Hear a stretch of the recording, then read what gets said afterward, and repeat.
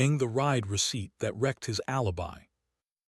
I build walls out of zeros and ones and then try to convince people they're doors. Officially, I'm the privacy lead at Glide, the ride-hail company with billboards that promise safety in 5 minutes or less.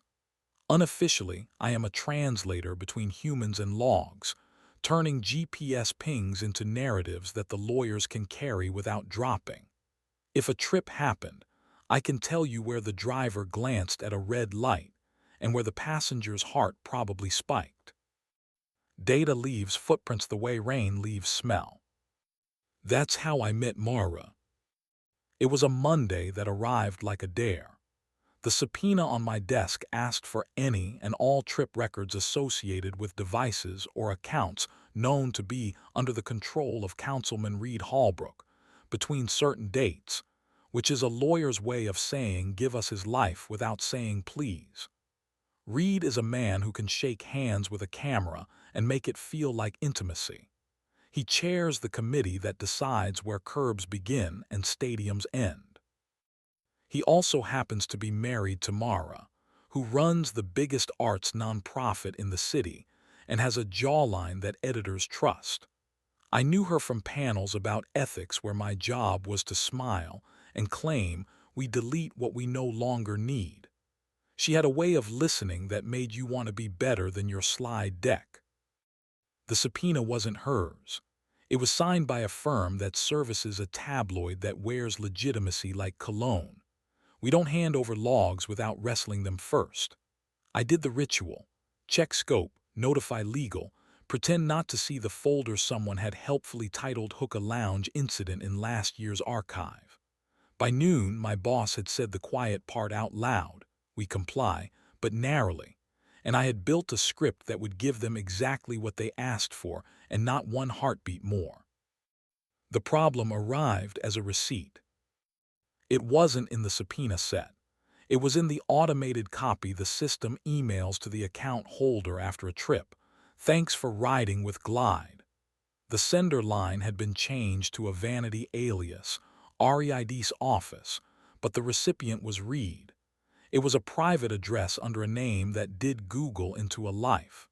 The trip was short, 8 minutes from a downtown hotel to a duplex on a street that pretends not to be rich. The timestamp overlapped with a public photo of Reed at a gala across town, his arm around Mara's waist in the way husbands do when they know lenses like team sports. Normally, I shrug at other people's coincidences.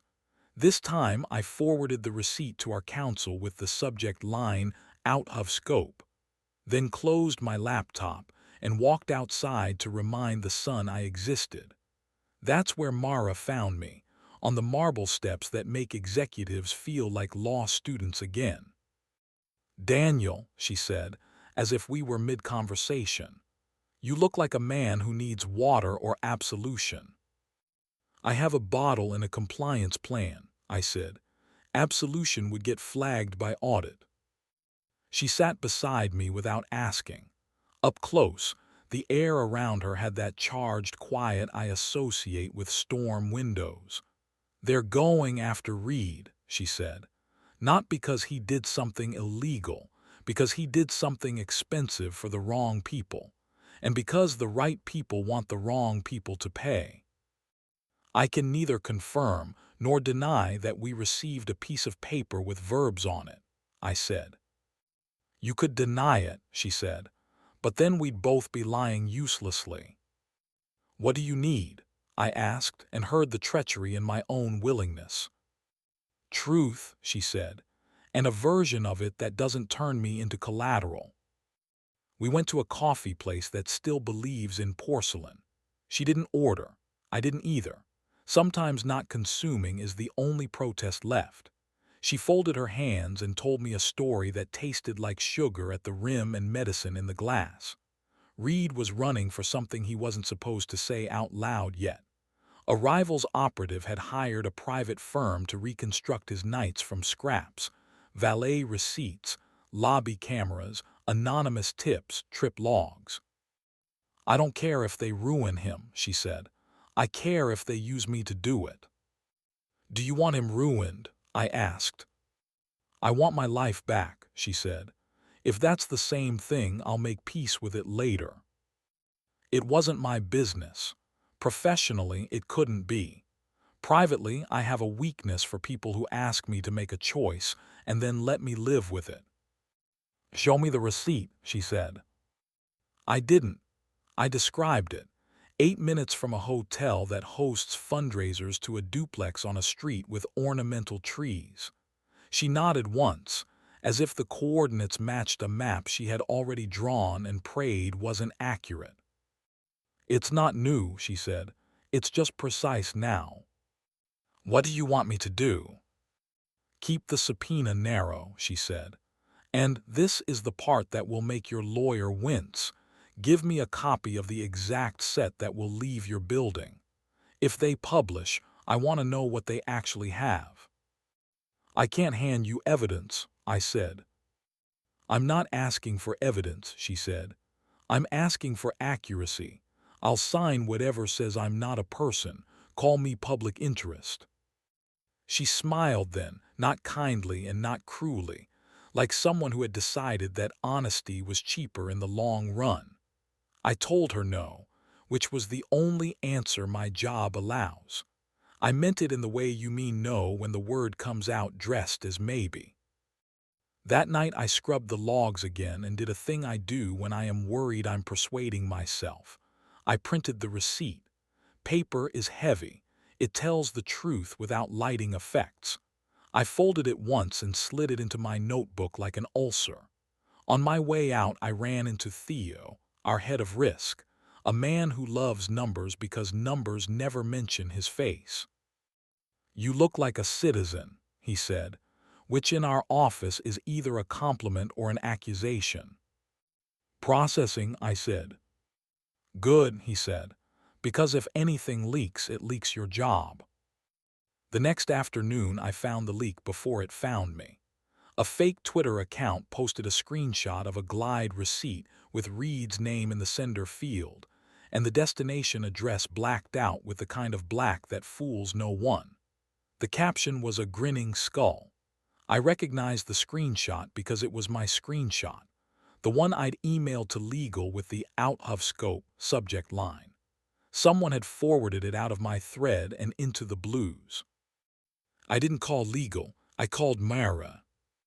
She answered on the second ring with a voice that had put out 3 fires and was ready for a 4th. Tell me, she said. It's out, I said, the cropped version. Destination hidden. For now. Your house or mine, she said, and then corrected herself. My office, in an hour. Bring whatever you pretend you don't have. Her office smelled like grant proposals and an apology for making the arts beg. She shut the door and leaned against it the way people do when they are pretending the world is not trying to come through. I placed the printout on the desk. She didn't touch it. She read it the way you read a photograph of yourself taken by someone who loves only your outline. The duplex is where? She said, not asking. Lower Park, I said, Beach and 9th. She nodded. His deputy lives there, she said. The one who writes the speeches that sound like confessions and are not. And you, I asked, because sometimes cruelty is a path to mercy.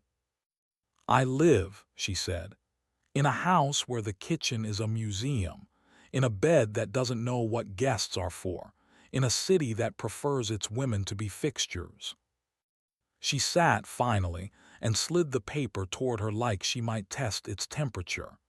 If they publish Destination, I'll be the story, she said. They'll make me the wife who didn't know or the witch who did. I can try to stall, I said. We can claim the screenshot is fake. It is, but we can claim. She laughed, then closed her eyes. I'm tired of claiming, she said. I want to choose. There are moments where heat would be easy and wrong. This wasn't one. I reached across the desk and covered her hand briefly with mine, the way you steady a thing that doesn't deserve to break. Okay, I said, then we choose. The plan was not cinematic. It never is when it works. We would give the rival outlet something better than a breadcrumb and worse than a meal. A letter, signed by her, saying that she had asked Glide to restrict the scope of its response to trips paid for by official accounts, and that she stood by privacy for everyone, including husbands who don't deserve it. We would blind copy a reporter who understands process, not gossip. We would make the leak look like a cheap trick instead of a revelation, and we would make me look like a bore. Bores survive. I drafted the letter. She added one line: "I will not be the permission slip for anyone's cruelty." It was the kind of sentence you put against your wrist and memorize your pulse too. Before she sent it, we stood by the window and let the city do its rival acts: gray, glitter, insistence. She was close enough that I could smell orange and a little winter. She said, "Thank you," in a way that made me want to earn it better. We didn't kiss then. We saved that for later, which is to say we saved it for a night when we had already broken 3 small promises to ourselves and decided to stop pretending those promises were sacred. It happened on the roof of my building because roofs are where the city lets you write a footnote. The sky was a soft-edged bruise. She came up the last flight without announcing herself and stood next to me and didn't speak. We watched a plane write a line that belonged to other people's departures. Then we turned toward each other, uncomplicated, and did the exact amount of damage 2 careful adults can do while being careful. Her mouth was warm and deliberate. My hands learned the geography of her waist. We didn't ask for what we couldn't live with in the morning. We took what we could carry downstairs without noise. Sometimes restraint is not denial, it's choreography. The next week tried to take us apart anyway. Theo called me into a conference room with dark glass and gratitude that hid its teeth. "You're lucky," he said. "If the screenshot had shown destination, I'd have escorted you out by the heating vents." "So we're good?" I asked. "We're alive," he said. The rival outlet blinked. The letter worked. Also, the city likes women who sound like they know where the money went. He closed his laptop as if ending a hymn. "One more thing," he said. "Ride-level metadata for Hallbrook's deputy got flagged by our fraud filters last month. If outside counsel asks you for it, you didn't hear that in this room." "What did the filters catch?" I said. "Pattern consistent with device swapping," he said. 2 accounts, 1 phone in the hour before and after that hotel ride. Sloppy or arrogant. Arrogance is sloppiness at scale. It leaves handles all over the place. That night I told Mara what the filters had seen. We were on a bench under a ginkgo that had learned to shed in bursts. She laughed your choice of laugh, the kind that saves your stomach from crying. "He used my housekeeper's phone," she said. "He gave her a stipend to use our laundry app and then took the phone for his work emergencies. She told me last week and apologized like gravity was her fault." "Can you get it?" I asked. "I already asked her to wipe it," she said. "I'm not building someone else a scaffold." We walked the long way to the subway and let our shoulders brush. In the station, a busker played a song that had decided to be brave. I wanted to take her hand and did not. We were living in the space between rumor and record, which is where most of the city keeps its expensive furniture. 2 days later, Reed held a press conference where he thanked concerned citizens for demanding accountability, and then blamed bad actors at a ride company for manipulating data to fit a narrative. He named no one, which is a way of nomming everyone. People booed or clapped depending on where they were standing. The tabloid posted a new screenshot that revealed nothing. The rival outlet ran a piece with Mara's line in it. Someone started a rumor that I was Reed's wife's cousin. Someone else said I was the deputy's lover. I turned off my mentions and did my job, and then, when I couldn't do either, I went to the roof. She was already there. We leaned into each other like we had earned it. She pressed her forehead to my jaw and breathed, and I felt the stored tired leave her like steam. We kept the heat to edges and the edges to heat. We whispered the names of places we'll never go and meant the city we're in. We were chastely reckless, if that makes sense. It does if you've ever been an adult. The last move belonged to her. She called a small press conference where no one expected one, the atrium of her nonprofit, light like a kind memory. She stood at a plexiglass lectern and said the quiet thing in clear. She would be filing for divorce, not because of indiscretion, because she refused to be drafted into strategy. She asked for privacy and said she knew she wouldn't get it and asked anyway. When questions arrived like pigeons, she smiled and said, "Today I am not your story. The river is." It wasn't a mic drop.